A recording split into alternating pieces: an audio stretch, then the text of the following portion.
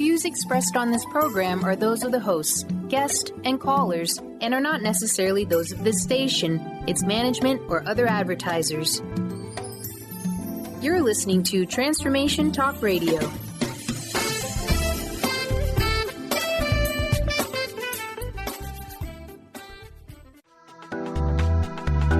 This show's audio was via a Skype call.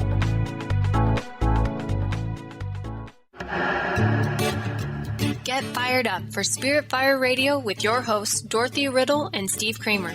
Get ready to shine the light on universal spiritual principles and uncover ways that ageless wisdom can guide you in cultivating consciousness in these modern times. Bring purpose to your life through practical spirituality and add to your awareness with Spirit Fire Radio. Now, here are your hosts, Dorothy, Riddle, and Steve Kramer.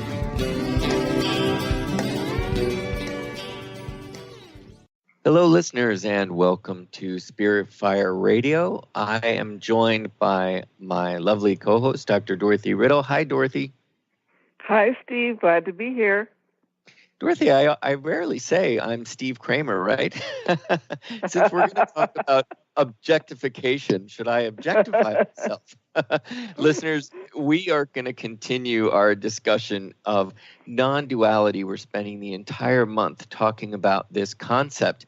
And on this particular show, we are going to talk about objectification and its consequences. Dorothy, I'm looking forward to this conversation. As usual, you have a few quotes for us, yes? And that will, I think, help us sort of unfold this topic. Sure. Glad to, Steve. I just wanted to comment first. I think one of the reasons why we're looking at these various topics, we looked at bigotry, we're looking at objectification, is to help ourselves recognize when we are being dualistic, because it's so embedded in the way in which we experience the world, even though it's an illusion. So I really look forward to this week again. I found three quotes that I thought they're relevant to the types of objectification that we're going to be talking about today. The first one is, a stereotype may be negative or positive, but even positive stereotypes present two problems. They are cliches, and they present a human being as far more simple and uniform than any human being actually is. I think that really captures the whole concept of stereotyping. Absolutely. And this idea of needing to go deeper and surface, yes, which we'll cover quite a bit today. Yes. The second one is an interesting one. It's women are also property in our Bible. That's the Christian Bible being referenced. Adultery is a property crime in the Old Testament, not a sex crime. Isn't that interesting? Very. And then in relation to the dismissiveness that we're going to be discussing, people who don't appreciate your presence only deserve your absence. That one's very interesting. And yeah, I'd love to add to that, which just popped in my mind as I was listening to that. You know, I think we can't help but mention that this is the year anniversary of the tragedy, that was Charlottesville last year, where an anti-racism activist was killed, and this week, marks that anniversary. And I think it's interesting in two ways, that quote. I was just reading an article about several of the key players that were brought to the forefront in this sort of white supremacist movement. And in the year that has passed, many of them have removed themselves from the movement, have removed themselves from being in the public eye, and many have retreated in a way. And it reminds me that in the long run, those who don't appreciate your presence indeed deserve only your absence, and that being the absence of community and the absence of really positive people. But in that instance, people had to be present, and we saw in this the rallies of the past weekend, people being present to say, I don't necessarily agree. So I think we're going to talk about that as well. But certainly so many people objectified a year ago, in that instance of this, creating this duality of us versus them and calling people out, seeing them for only the color of their skin or their sexual orientation or their religion. So indeed, objectification, an issue, right? Mm-hmm. Well, it's interesting. The MSNBC ran a documentary this past weekend. I believe it was called Breaking Hate, and it was about a man who used to belong to one of the white supremacist groups that was very active and left, and his life's work now is helping others break free of that.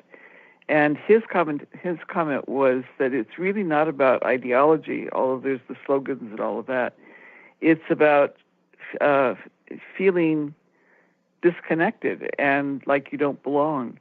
And part of what he does, and they showed in the documentary one example of his bringing one of the people who had been marching, as a white supremacist last year, to meet with Heather's mother, the young woman who was killed, and to talk with her. And and part of, the man was very hesitant initially because he thought, well, she'll just hate me. But she was very gracious, and she listened carefully to where he was coming from and what his struggle had been, and it was a really good example of how what breaks down hate, what breaks down that objectification, is actually getting to know people, real people. Yes. And not just seeing them as a collection of certain traits that you then label as dangerous or hateful. Beautiful. I love a bit of optimism, because it seems these are such chaotic times, but time and time again, we see these instances where perhaps we are learning, from this chaos and learning from our seeing the nonsensical nature of duality and division, Yeah, I know, Steve, but I'm gonna put in a little bit of a cautionary note, because the other thing that was commented on in this documentary, which was really interesting and relates to what you were saying just before, is that the white supremacist groups are learning that they are more successful if they go underground, so to speak. They, as they were saying, they turn in their swastikas for suits. They look like everybody else. They're more likely to be able to recruit if they don't look so different. So the apps, and that was partly a commentary on what happened in Washington, D.C., where so few showed up, is that it doesn't mean that they've gone away. It doesn't mean that this has stopped. Isn't it means they've found they're trying a different strategy. Right. Isn't it interesting, though, that in a sense they are hiding behind the surface once again? We see this idea of putting on a suit so as to not reveal. And I believe that we will be talking over the next 2 weeks and about really going beneath and really get to know another human being and reveal their truth. And if that truth is that what lies underneath that suit is actually harm, the intent to harm, it must be revealed. It must be. Yeah. Mm-hmm. So I want to just for a second talk about just the meaning of objectification, just because that helps me just in pondering objectification itself. So I just have a couple just simple dictionary definitions which reveal quite a bit. The first is the action of degrading someone to the status of a mere object. So we saw that for sure. That's what's so apparent in the second quote about adultery as a property crime, that a person is an object that we can own or that we can sell, quite scary. And the second, and we see this sort of certainly these days in the objectification of women, the Me Too movement and women as sexual possessions, the expression of something abstract in a concrete form. That's the second definition. It always seems to be a reduction, down, like bringing it down to its form alone. And so we've got to get beyond that. That's what we keep talking about. We've talked about it this entire season of the radio show, which is, this move away from materialism and to seeing really the complexity of life itself and creating reverence for that. Mm-hmm. Absolutely. Yeah. Absolutely. One of the things that I want to just put on the table is a cautionary note, is we often objectify simply as a way of handling data efficiently. We talked at the beginning of this month about how the whole idea of dualistic thinking has sprung in part from the process of saying, will I pay attention to this or not? Will I, and that kind of sorting of stimuli that come in. And so objectification is a way of doing that. You don't have to attend to the complexity of the individual, of who they really are, the digging deep, as you were saying, Steve. Instead, we just have this surface categorization. And it also, one of the dynamics that we need to be careful about is we can use objectification to kind of retrofit a justification onto our emotions. So if we're feeling uncomfortable, if we're feeling uncertain, then we project, a stereotype onto somebody else and can believe that they're causing our feeling, and which isn't true. It's our feeling. But these are all processes that we internalize, and if we don't bring them into our awareness, we can't change them. Indeed, and you can see how it really is about labeling. It's like our mind just wants to label so that we can feel safe, and you realize that so much of even what was behind Charlottesville comes down to fear and wanting to label, to put something in its place. So then from there, you can do something with it, if you will, which is what you were talking about, the mind. And you see that when we say, I've got an objective. This is my objective.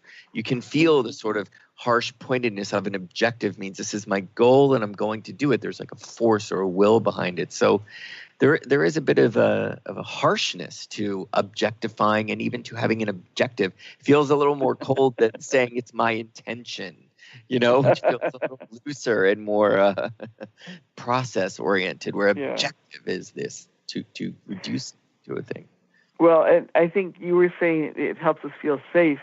One of the dynamics that comes into play is it can make us feel superior, right? I'm better than this other entity that I'm objectifying in this way.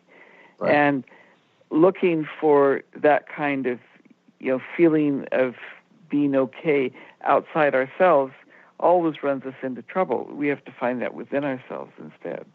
Well, and you see that it just reduces it to an us versus them, as opposed to to this sense of being connected and that we all can be a part of this. Dorothy, we're already at our first break. Time flies. Oh, my goodness. In conversation. So listeners, stick with us. We'll be back after these messages.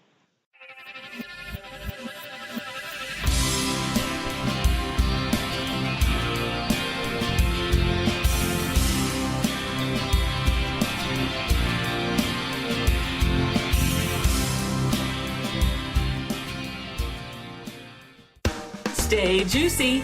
Tune in to Your Juicy Love with me, Una Drake, co-hosting monthly with Dr. Pat, and every second Monday at 12 p.m. on Transformation Talk Radio. My show, Your Juicy Love, helps you find the dynamic, life-affirming love you've always wanted. Transform your relationships and bring peace, joy, and juicy, juicy love to planet Earth. For more information, visit unadrake.com.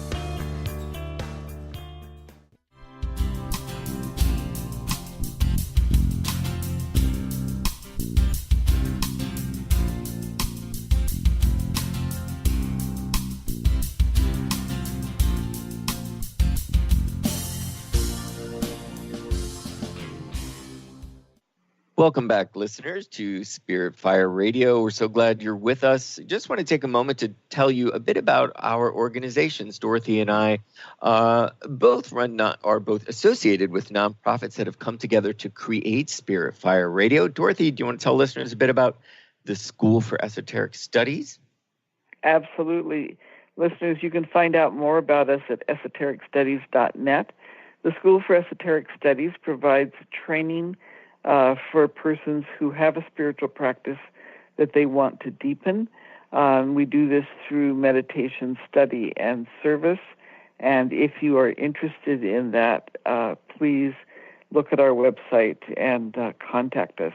We are also we run a series of group activities, group meditation activities, and we also purposely look for collaborators, other like-minded groups that we can enter into initiatives with. And so if you belong to such a group, again, please look at the website, esotericstudies.net, and contact us. Spirit Fire is one of the organizations that we have a conscious collaboration with, and it's just wonderful. And Spirit Fire Radio is the consequence of that collaboration. So thank you, Steve, for the opportunity to work together. Indeed. I love every minute of it, Dorothy.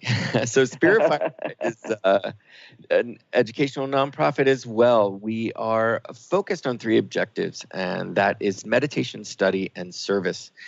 We've got a meditation center in Western Massachusetts with online classes and an online meditation practice called the Practice of Living Awareness, and wonderful meditation retreats that support that online practice.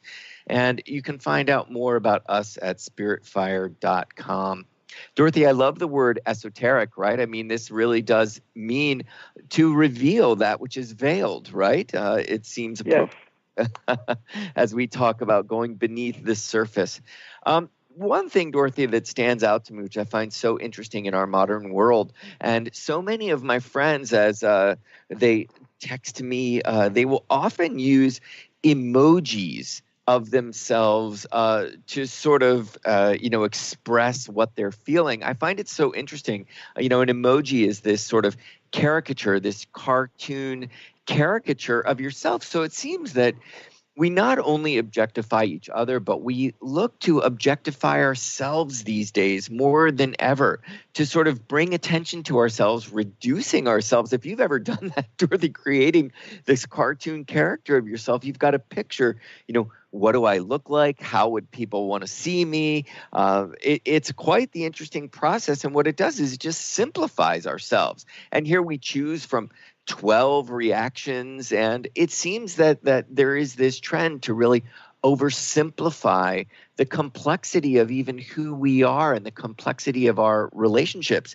And I was just reading a really interesting article in Esquire magazine about social media and about stories, which is an Instagram feature that allows you to put up, a 30-second little video of what you're doing right now, and project that out for all the world to see. It's interesting. They were saying that 65% of millennials upload holiday photographs specifically to make others envious.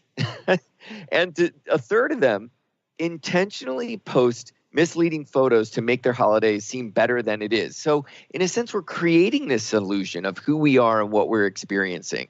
And I just find it so interesting that, as always, we say, often on this show, is that it's got to start with ourselves. So if we're really in the habit of objectifying ourselves, how can we not objectify each other? Very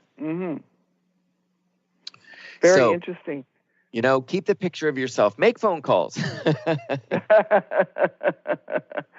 Take people out for coffee. Yeah, better yet, I was thinking just that, Dorothy, right? Get together in person. Right. Well,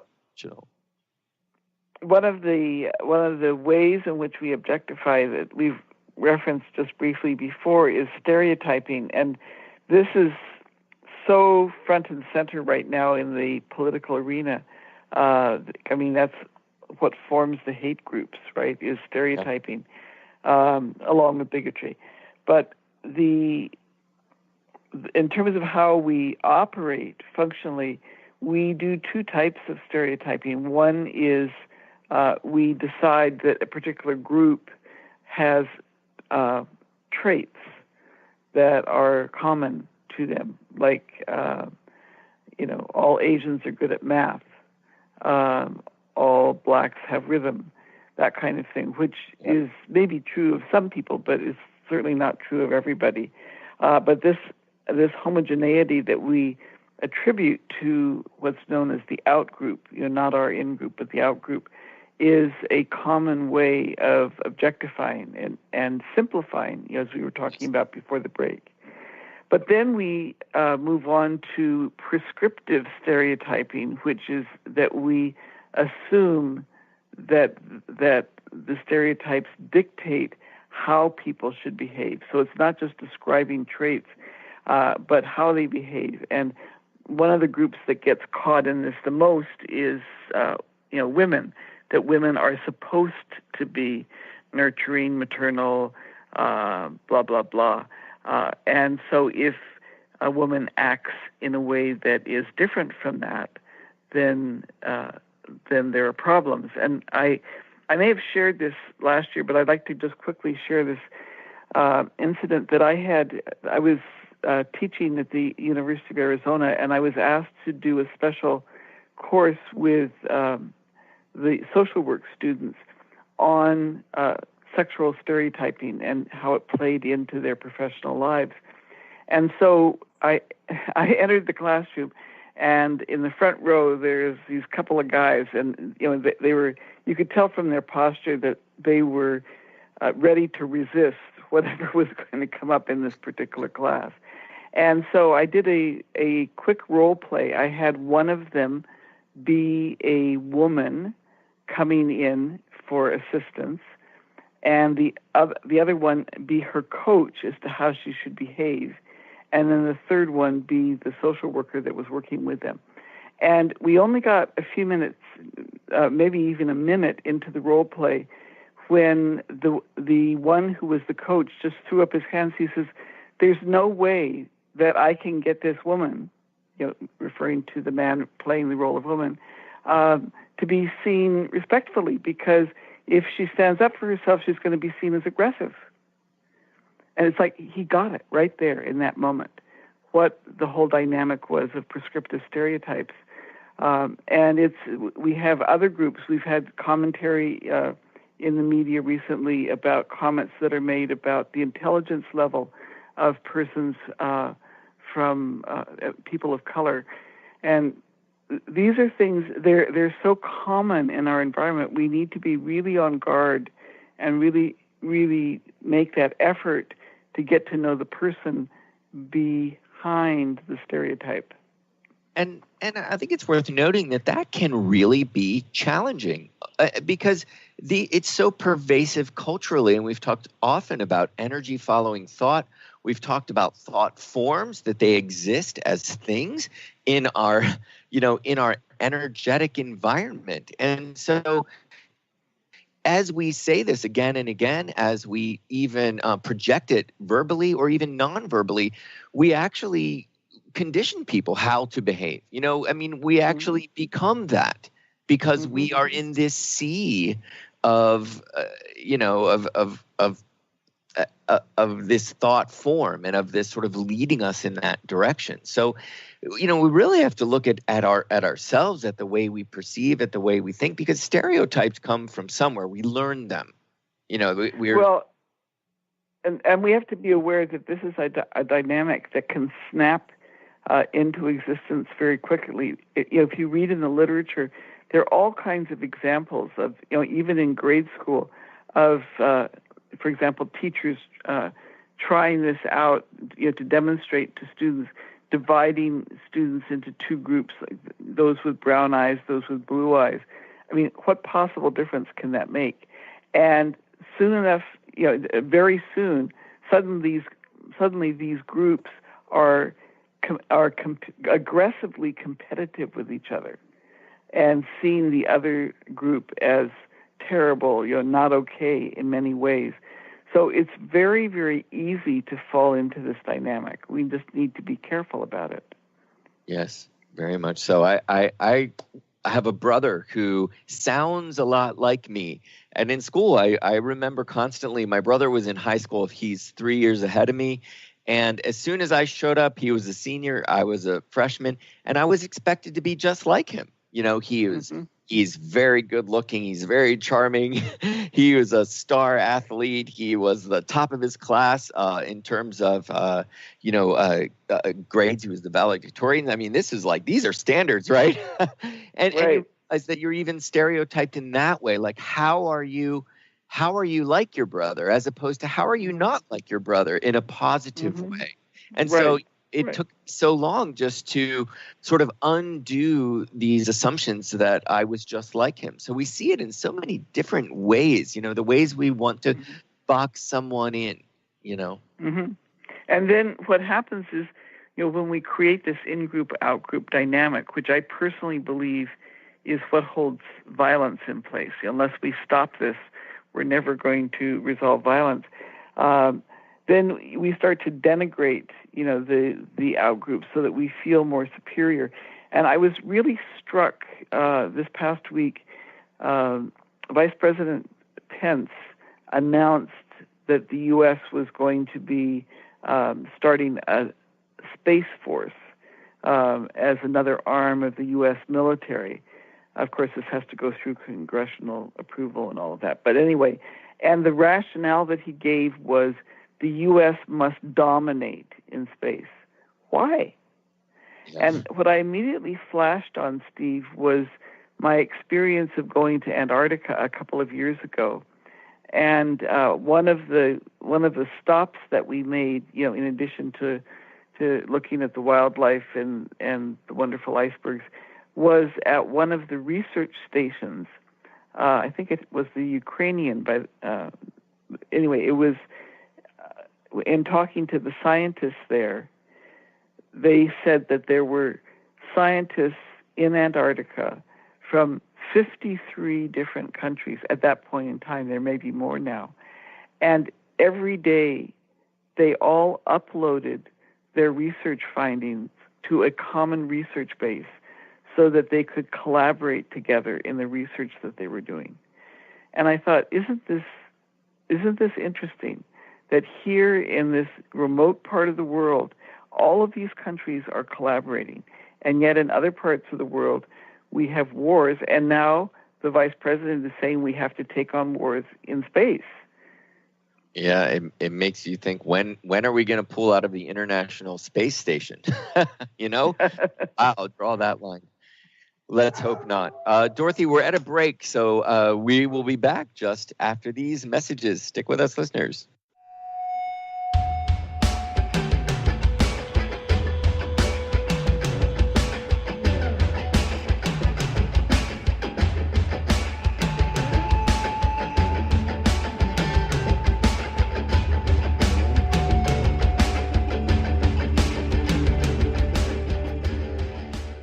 Did you know that all of the shows on the Transformation Radio Network are available as podcasts to stream or download?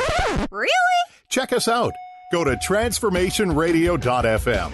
We have business shows, spiritual shows, energy healing shows, and pretty much everything in between. Something for everyone, guaranteed to inspire, educate, and transform. We are transforming the world, one listener at a time.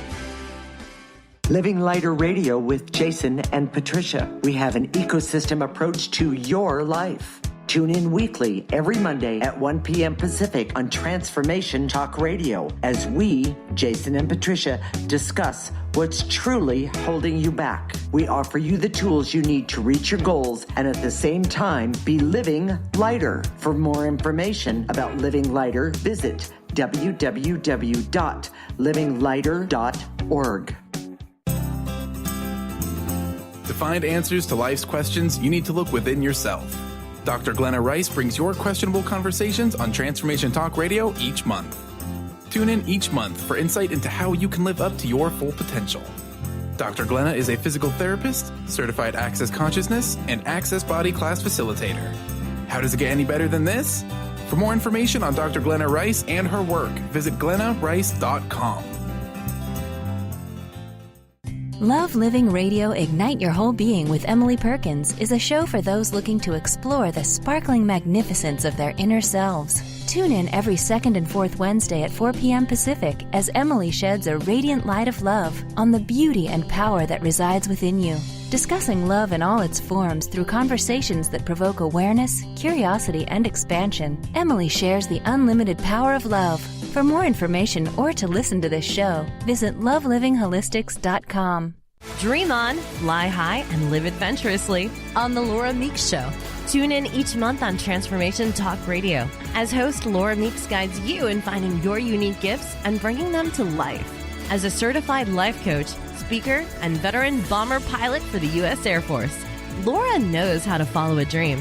She is ready to support you so you can dream on, fly high, and live adventurously.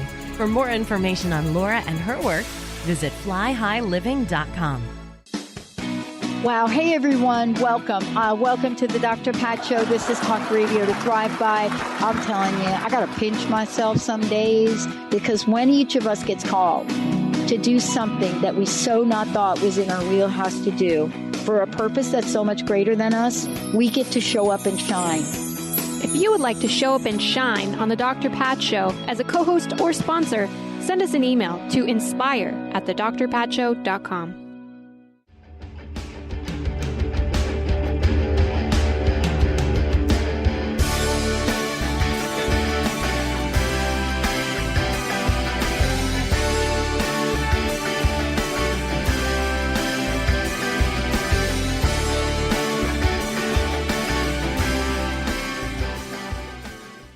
Welcome back, listeners, to our month-long theme. We're talking about non-duality. And Dorothy, I really appreciated that story about, the researchers uploading to, a common research hub example of just cooperation and co-creation and collaboration.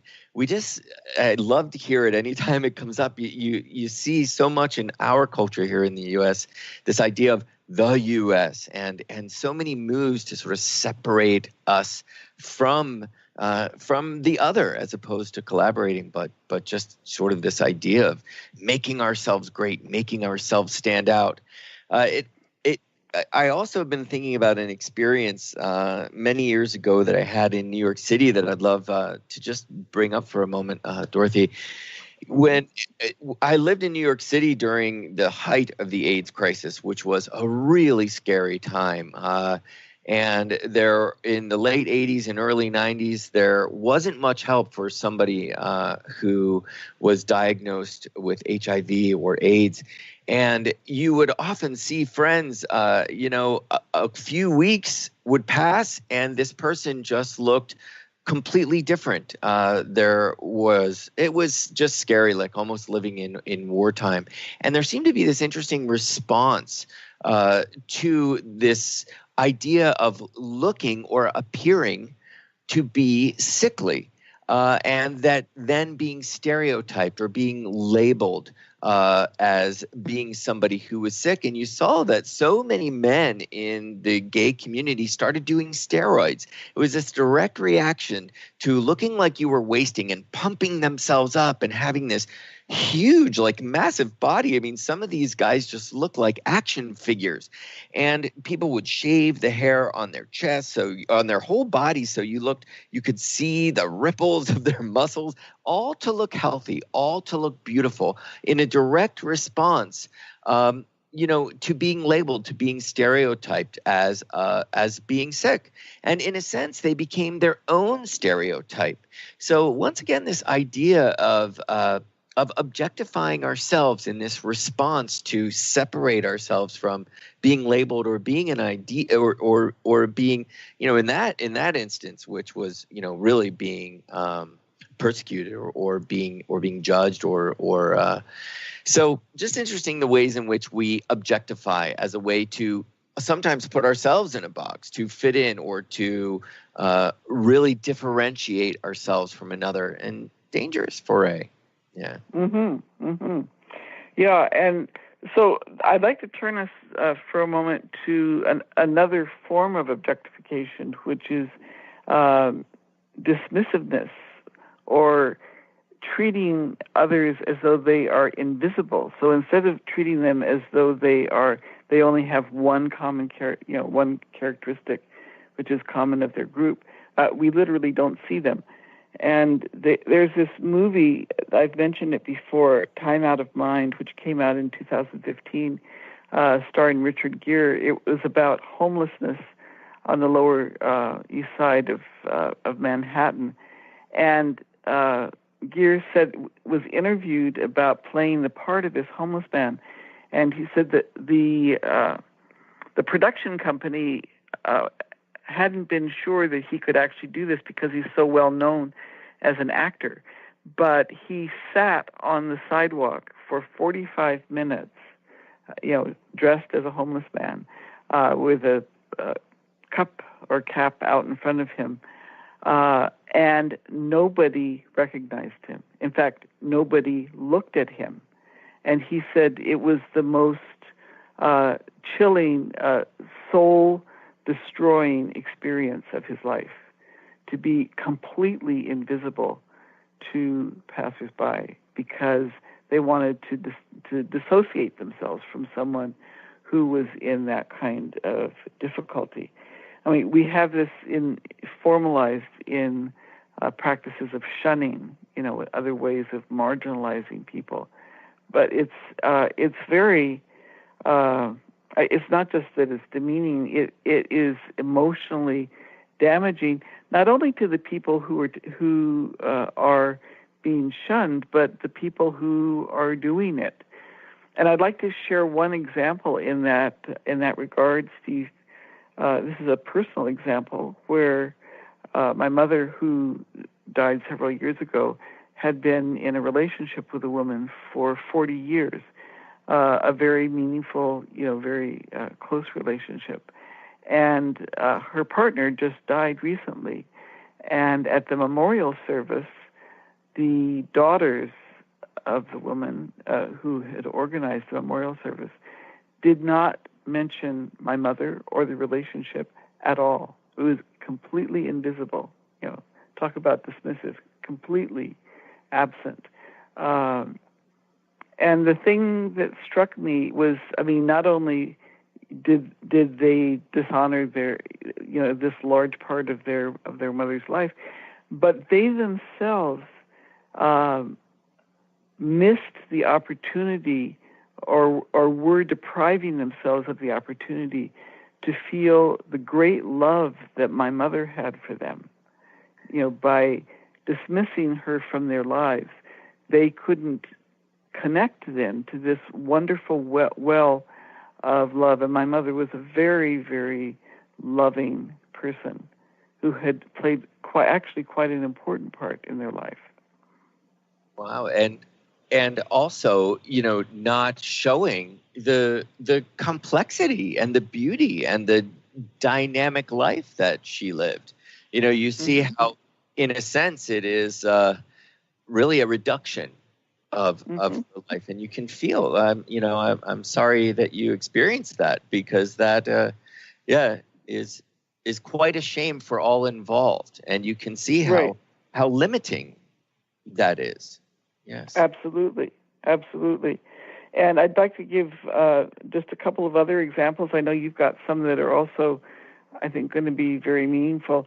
One is I went to an international conference a couple months ago, and I've been having more and more difficulty with my mobility from osteoarthritis, and there was a lot of distance to be covered, at the conference facilities and stuff. So I rented a wheelchair that my partner, helped me with, and I've gone to many, many conferences in my life. I've been keynote speakers, and at this conference we got to the first coffee break, and my partner helped me out to where everybody was gathered around having coffee and stuff, and we went up to the first group, to say hi and engage, and I said hi, and what they did was they moved aside so that the wheelchair could go by.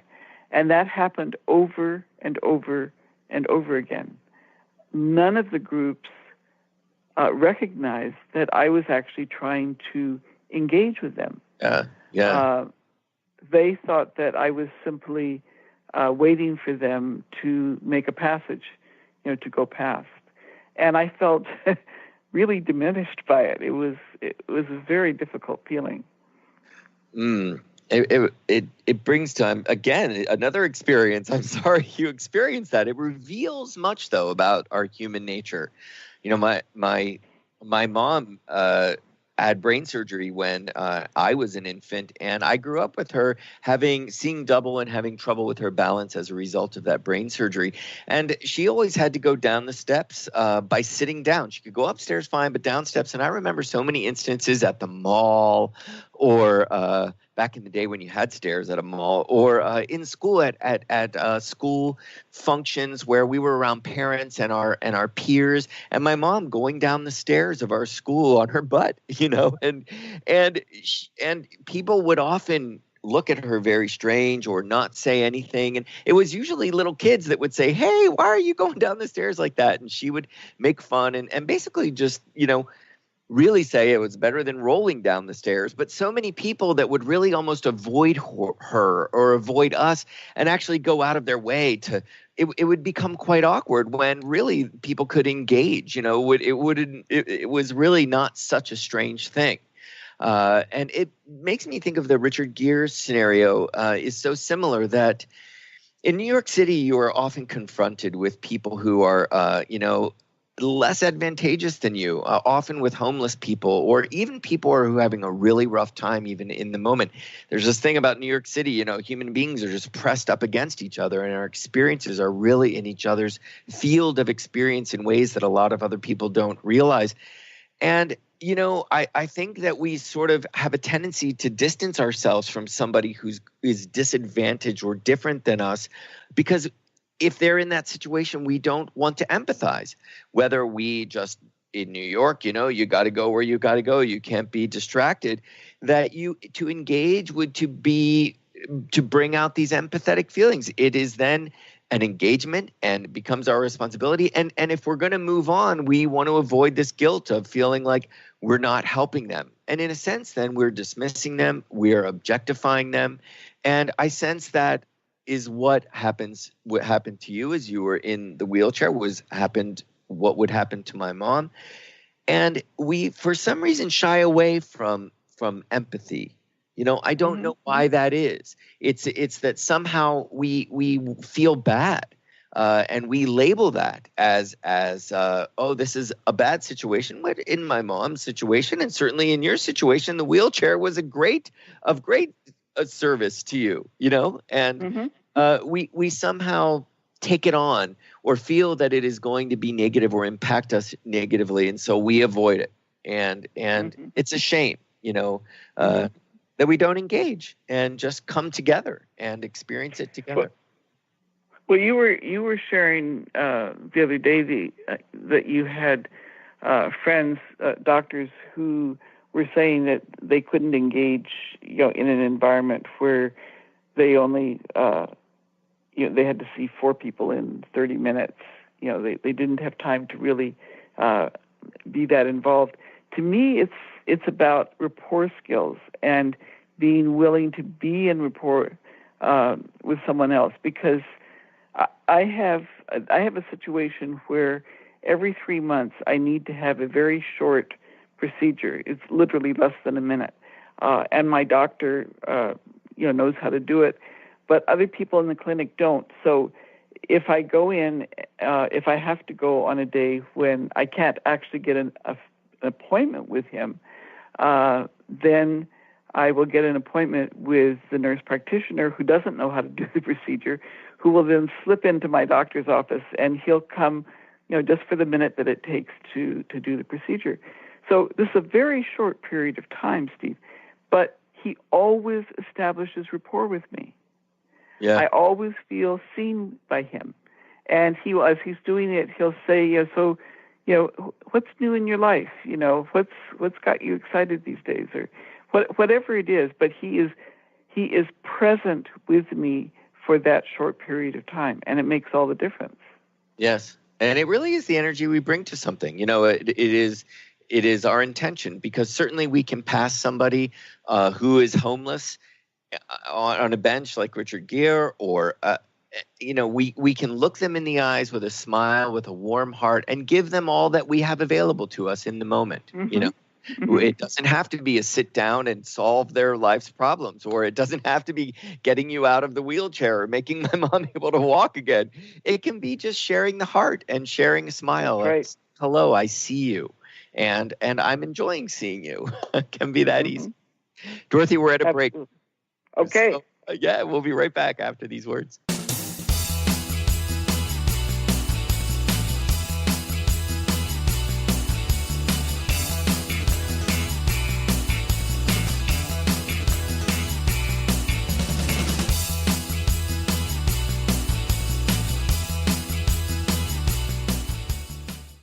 Do you know how powerful your thoughts and beliefs are in determining your experience of your life? Is it really true that simply by changing some of the words you use in your day-to-day language, that you can change your life? I'm Megan Edge.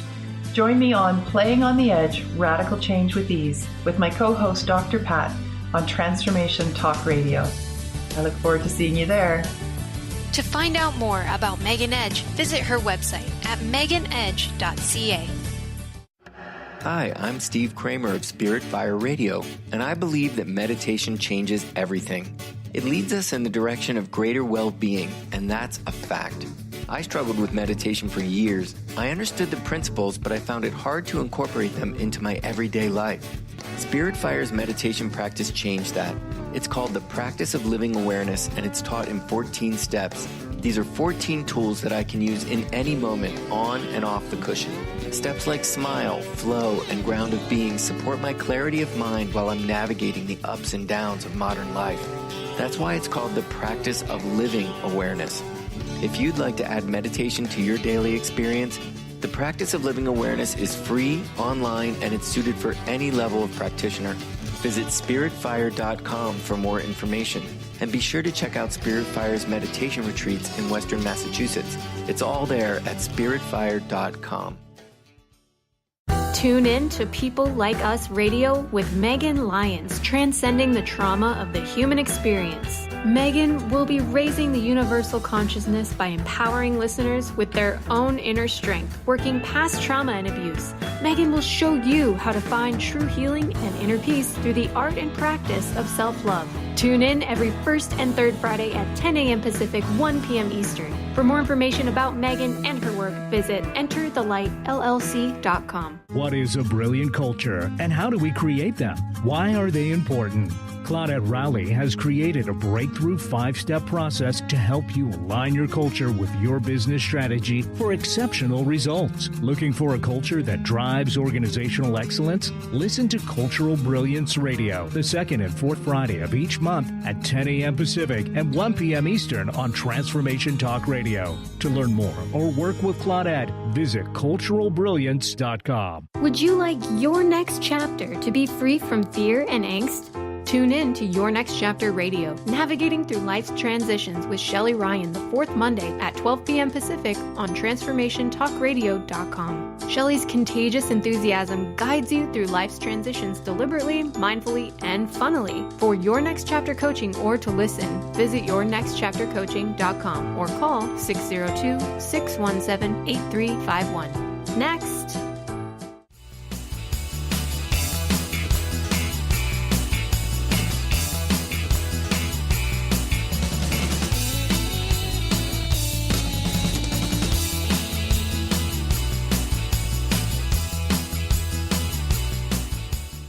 Welcome back, listeners, to Spirit Fire Radio. This show, we are talking about objectification. We're going to continue that conversation. Dorothy, I think it's always important to sort of bring it to our real lives, our real world day-to-day. You know, how do we recognize objectification? If we are objectifying someone or if they are objectifying us, how do we see it and perhaps even what to do in that moment? Any thoughts off the top of your head right away? Well, the core dynamic when we're talking about objectification is that we see somebody else only for how they are useful to us, and that's the dynamic I think that that we need to begin to be aware of. Now, it doesn't mean that we can't ask someone to be helpful to us, but it really is just reducing the person to only what they can do for us. We have extreme examples of this, which unfortunately people tend to overlook.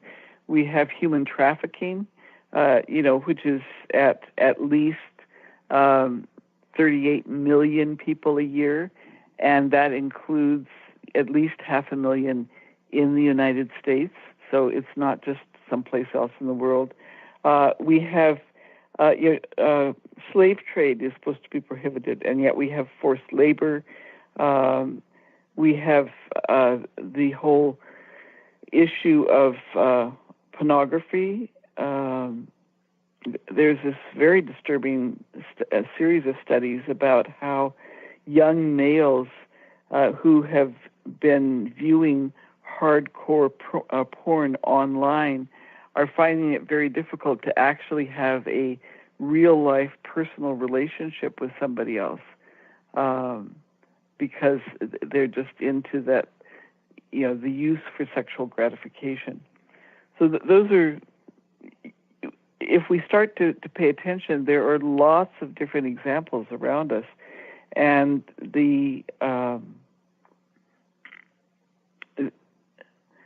it's really thinking in ourselves. I think it gets back to what you started the show off with, of we have got to be present with other people. We have got to value getting to know somebody for themselves and respecting them and treating them with dignity. And just really watching generalizations. Whenever we make a generalization about another person, we are really limiting the opportunity to get to know them, to get to, really create any sort of relationship. We've brought this up almost every week, but we see it, with this horrible instance with these immigrant children.